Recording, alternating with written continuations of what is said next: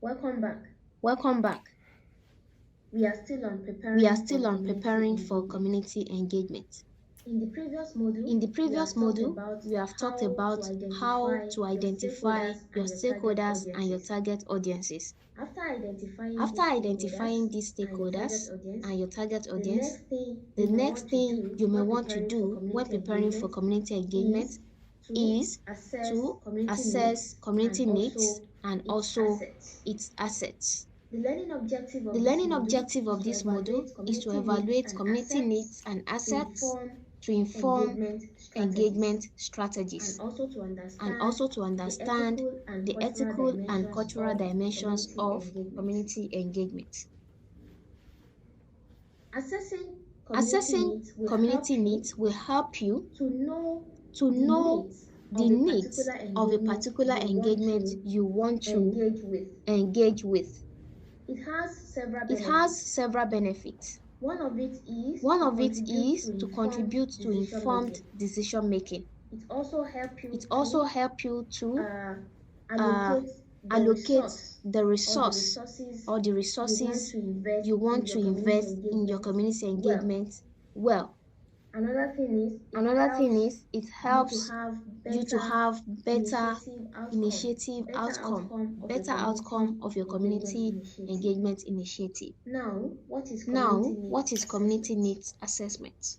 A community needs A assessment community is needs a assessment systematic is a process systematic of process gathering and of analyzing gathering and information to analyzing identify information the to needs, identify the needs, gaps, gaps, challenges, and challenges, opportunities and within a opportunities specific within a specific community or population. community or population.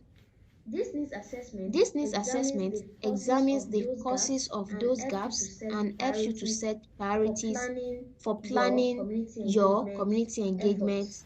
efforts. Let's run through the Let's benefits run through of the benefits community of needs community assessment. needs assessment.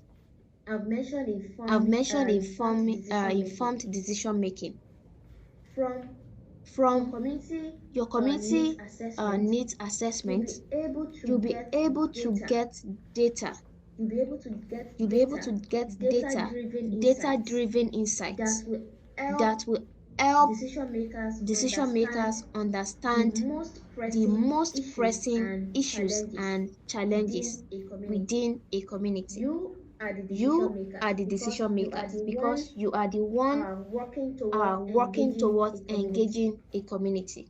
But before you will be But able before to you make will be informed able to make decision, you need informed to decision, understand you the need to needs understand the of this needs community. of this community. It also helps It to also helps to uh, allocate uh, resources allocate resources efficiently. efficiently. So, So, when you focus on the when you areas focus that on the needs areas that most need attention, most you'll be attention, able to you'll be able to invest more on invest these more areas on these areas instead of instead investing on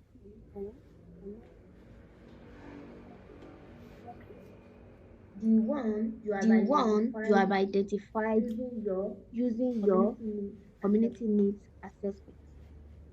Another Another benefit is that benefit is that it helps it you to tailor helps you to solutions. tailor solutions. It helps you to It tailor helps you to tailor solutions. solutions. When you're able to When you're able identify to identify the needs the needs of a community, of a you community, now know the you gaps now and know the the challenges gaps a and the community is challenges a facing. community is You'll facing. be able to You'll be able to engage that community, engage that community, look towards look towards the angle the of angle getting of solution getting out solution of your out community of your engagement community engagement efforts. efforts. Compare when Compare you when haven't you performed haven't a community performed needs a assessment community needs with assessment when you have with performed when a you have community needs performed a assessment. community needs assessment. You would You realize would that realize the that outcome the outcome of a community of a engagement community effort engagement effort that was that made was on a made particular on a need that has particular been need that has identified been or identified gaps that has or been gaps discovered that in a has been community discovered in a will be community different will be different to to the one you will the realize one you will from realize just going from into a just going community into a and community engaging and them without even engaging them knowing their without needs. even So knowing this their is needs. So this a is very important a very aspect important of aspect of community engagement. So when you are preparing for your community engagement initiative, you need to assess the community needs. You need to assess the community needs because it will help you to make informed decisions, and also it will help you to align with the needs of your stakeholders, because you already know what they want, what the community is lacking. You have even identified the opportunities within the community, so it will help you tailor whatever initiative you are preparing more towards the fulfilling the needs of the community. Let's look at the key steps in a needs assessment process. There is planning, data collection, analysis, we have prioritization, we also have reports and communication, decision making, and program or initiative design. Let's look at planning. So after you have identified your stakeholders, you have identified your primary, secondary, and key stakeholders, and even your target audience.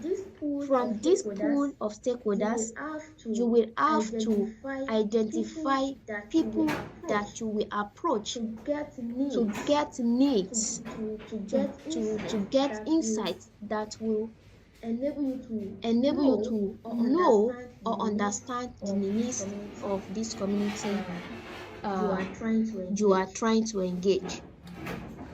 The stakeholders you have gotten from the stage of identification of stakeholders, you are not going to be using all of them when it comes to needs assessment, because you now understand who to reach out to when you want to know the challenges the community is facing or the needs of the community. So under planning, you need to first have a scope. Why do you want to perform the needs assessment? It is important to note that if you already have a data that is giving you the needs the community is in need of, you don't need to conduct a needs assessment before. Maybe you already have an organization that has worked on a similar project as you. Those organizations, they know the needs of the community. Remember that those organizations would also fall under one of the stakeholders that you have identified.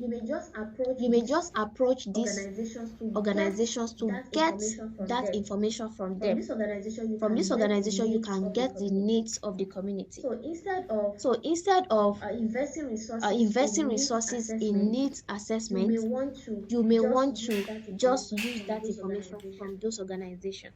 So if you have already defined your scope and objectives, and you can see that the information you have gotten from another organization suits that scope and objectives, there's no need for you to invest resources on the need assessment process. But if you don't have that information, you need to carry out a need assessment. The first stage is planning. You need to define your scope and objectives. Why do you want to carry out the needs assessment? What are the information you want to get out from this assessment? You also need to identify the target population or audience or stakeholders that you want to get this information from. You are getting data-driven insight from them. So you also need to determine the methods and data collection techniques to be used. It could be focus group discussion. It could be interview. It could be survey. You may want to interview the head of community. So the head of community falls under the key stakeholders. Remember that you have already identified them in the previous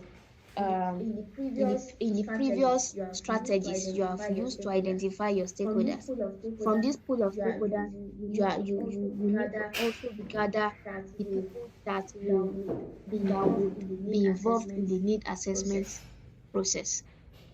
So it could be interview, it could be survey, it could be focus group discussion, it could also be physical meetings, it could be consultation. After that, you need to collect your data. You have planned, you have determined the methods and data collection techniques to be used. The next thing is to start gathering your data. Start going into the community to conduct your need assessment. You need to gather relevant data. Such I've mentioned it already: interviews, focus groups, observation, or existing reports. So you may want to collect both quantitative and qualitative data. Quantitative data means data that you can quantify. Maybe you want to know the numbers of people in that community, the numbers of residents in that community. If it is qualitative, you may want to know the kind of work these people do. You may want to categorize it. You may want to get an insight to really know how you can come into that community. After you have collected your data, you need to analyze those data. The data will help you to identify the patterns, the trends, and the gaps. Because you need to know the gaps and the needs. You cannot just collect data and leave it. You need to analyze those data.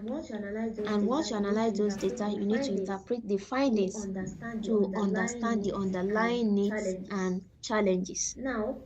Now, prioritization will help you to rank those identified needs based on their urgencies. Because from your need assessment, you may get a lot of insights. In a community, a community may need 10 different needs. They may have 10 different needs. But because you want to prioritize, you want to tailor your engagement effort depending on the dimension. Remember in module 1 we talked about the multidimensional nature of community engagement. If you are coming from the social dimension angle, it's possible that the needs you have gathered from your need assessment process would capture the environment dimension. But because your area of impact is social, you may want to leave out the needs that falls under environment. That is prioritization. You need to rank the identified needs based on their urgency, their importance, and their impact. And also based on the available resources in your own organization too. So you need to consider the available resources and constraints, so that you'll be able to rank these needs accordingly. After that, you need to report and communicate. You need to compile your findings. So these findings, you could share it with your funders. The findings, the analysis, put it into a clear and comprehensive report. You could share this with relevant stakeholders. It could be the funders. It could be the media. Because once you are presenting this report, it will also help you in planning for your community engagement better. So these relevant stakeholders you are sharing with, they could give you recommendations. They could give you insights, better insights, different from whatever you have already. Now the next is decision making. So the data you have, the information you have gathered, your findings, the needs you have identified, the challenges, the opportunities, the gaps, they need this to make informed decisions. Because that is one of the key benefits of conducting a needs assessment. So after you have gotten the information, you have reported and communicated it, then you can use the information for what you want to use it for. The results from the needs assessment can be used to inform your decision. It can also be used to determine the strategies, interventions, or actions that will effectively address the identified needs. Because you have been able to get information, you now understand better how the community is, what can work in this community, and what cannot work in this community. From there, you'll be able to also get the cultural norms and also other ways you can communicate with the community members. You also get to know how well the community members are ready. From your needs assessment, from your data, you can get a lot of insights. Now, after this, the next step, because you now know where the needs, where the community needs is falls under, the next thing is to design your community engagement initiative. Because you now understand the needs of that community. Now you need to use that information to design initiative. For example, let's say the EP election campaign, you want to conduct, you want to engage a community. You need to understand where that community is currently are as regards to maybe voting, maybe how well people vote from that community.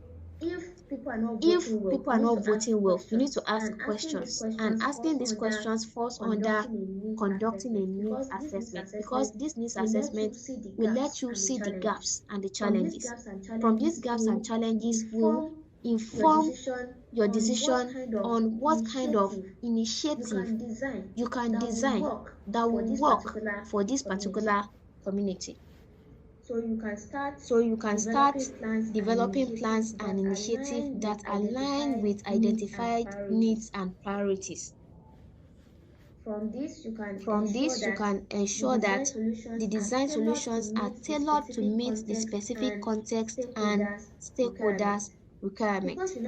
Because you now understand the needs, the gaps, and other things, you'll be able to know what will really benefit the stakeholders within that community, especially the primary stakeholders and the secondary stakeholders. Because most of the times, the key stakeholders, their interest could just be for maybe political. It could be political interest, it could be academic interest, and the like. So you need to focus on what really benefits the people you are targeting, because you now understand their needs. So those are the process of need assessment, conducting a need assessment. Now, let's look at the techniques you can use to conduct needs assessment. Remember that we have talked about gathering data. We have talked about getting data. We talked about data collection here. Now let's look at the techniques you can use to get this data, because the end goal of needs assessment is to get information, is to get data, is to get insights. So let's look at the techniques you can use to get this insights, to get this information, to get this data. You can use surveys and questionnaires. You can design surveys or questionnaires to collect quantitative data on the needs, challenges, and preferences from a wide range of stakeholders within that community. It could be the government, maybe the council within that community. It could be that you want to know the attitude of people towards coming out to vote. It could be the understanding of people on the effect of having more POCs at the parliament level. It could be that asking young people what they know about EU policy making. All these things All these will be things under will be questionnaires. under You questionnaires. can also conduct You can also conduct interviews. interviews. It could be virtual interviews, it could be group individual interviews, it could be individual interviews. Focus group discussion Focus group discussion also is another technique that you can use because it facilitates open conversation. You could decide to use the town hall to conduct the focus group discussion. And sometimes you could use virtual too. Virtual also works. You could decide to engage community of practice, not necessarily community of place. Document review is also there. Observations, you can observe the community activities for some days. You can start going into that community. You could decide to use their restaurant to understand how people, their thought process, their interactions, their behaviors, and so on, so as to get out important information and data. So you could also do key informant interviews. You can approach people who hold valuable insights or expertise relevant to the needs assessment. So it could be that you want to interview a principal of a secondary school within that community, because this principal would have maybe interacted with so many young people in that community and understand their challenges and their needs. So this kind of person can give you quality information that will benefit your community engagement efforts. Community meetings, you can decide to attend association meetings to really understand the concerns and listen to the suggestions by community members. This will help you to design your community engagement initiative better, because you are now well informed. Now, after you have conducted the need assessment, the need assessment is for you to check the challenges, to assess the challenges. Now, it's not just about assessing the challenges in community engagement. You need to look the other way around. You need to look the positive side. You need to check what assets they also have. You don't focus too much on their challenges, their problems, the gaps they are facing in that community. You also need to check the positive things that is also happening within that community, which you can leverage on their assets, their capacity, their strengths, their resources that can help you drive your community engagement actions better. So let's look at asset mapping. What is asset mapping? Asset mapping is a process that involves identifying and visually representing the strengths, resources, capacities, and assets within a community or organization. Because you are able to map out assets, it helps you to leverage on the existing assets so as to foster positive development and growth. A community that has a need also has an asset. Now, combining both, you can design your community engagement initiative or efforts based on both the needs and the strength of that community. It will be like an holistic way of designing a community engagement initiative. For example, you want to engage a community. You have seen that they don't really understand the process of EU policy making. So because they don't understand the process of EU policy making, you have seen a need, you have seen a gap. And by mapping their assets, you can see that they have people of high intellectual in that in that community. community. Now you could leverage on the people that have high intellectual to do some sort of training the trainers initiative. Now training the trainers could be that the people of high intellect will be trained on understanding EU policy making, and because these people belong to this community, they know their people, they interact with them well, they can go back to the community and step down those training. So that is another way of making the outcome of community engagement efforts come out better, because you have involved both the strength and the needs of, you have matched this strength and needs together to make sure that you have a better outcome from your community engagement efforts. So what are the techniques you can apply when you are mapping the assets of a community? You could make use of resource inventory. Resource inventory is it's you creating a comprehensive list of community assets, which includes physical resources, organizations, facilities, and individuals. You could leverage on these assets and use it to make your community engagement come out better. You could also use stakeholder interviews. You can engage with community leaders members, leaders to identify existing strengths, skills, and capacity, so that you will be able to also leverage on this asset within the community. Instead of bringing an external resource, you can leverage on the resource within the community, and this may help you to reduce the way you spend, or even help you to allocate your resources very well. It also saves time and bring out better impact. You could make use of focus group discussion.